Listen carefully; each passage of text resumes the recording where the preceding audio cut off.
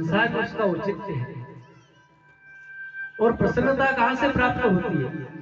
प्रसन्नता हमें अंदर से प्राप्त होती है।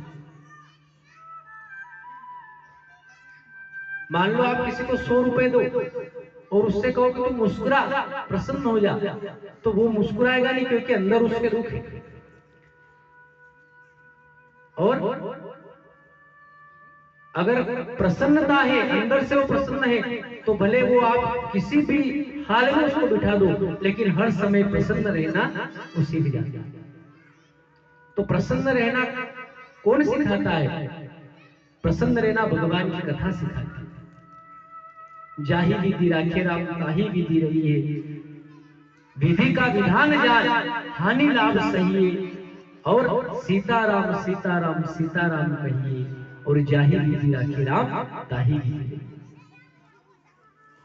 बंधुओं, आप बहुत ध्यान दें। मान लो आप कोई वस्तु खरीद करके लाते हो मंदसौर से, या मान लो आपने कूलर खरीदा, टीवी खरीदी, फ्रिज खरीदा, कोई भी उपकरण खरीद करके लाते हो, तो उसकी गारंटी रहती है। कूलर की गारंटी 1 साल की, फ्रिज खरीद करके लाए तो क्या 1 साल की गारंटी, ऐसा वो दुकानदार लिख करके देता है। तो संसार की जो वस्तु आप खरीद करके लाते हो उसकी गारंटी है, लेकिन इस धनी की गारंटी है कि नहीं है ये कोई बता सकता है?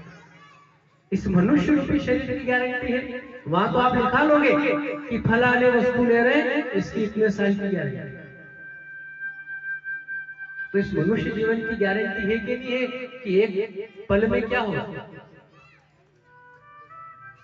एक क्षण का भरोसा नहीं है, एक क्षण का भरोसा नहीं है। इसीलिए तो कहा है कि आछे दिन पाछे गए, किया न हरि से हेत, अब पछताए हो क्या जब चिड़िया चुके। फिर पछताना पड़ेगा जब समय निकल जाएगा। जब तक समय है तब तक समय की कद्र नहीं करते हैं। और बंधुओं, संसार की वस्तुओं को हम पैसे देकर के खरीद सकते हैं। संसार की कोई वस्तु उसको हम पैसे देकर के खरीद सकते हैं, लेकिन समय को कोई खरीद सकता है? भले कितना भी करोड़पति आदमी, उससे कहो कि ले 1 करोड़ रुपए ले ले और कल का समय मुझे वापस दे। या आप जो कथा सुन रहे हो 7 दिन बाद आप किसी को पैसे दे करके कहो कि वो समय वापस लाओ, तो क्या ये समय वापस आएगा? ये समय वापस नहीं आएगा। इसलिए कहा है कि समय समय पर होत है, समय समय की बात, और किसी समय का दिन बड़ा और किसी समय की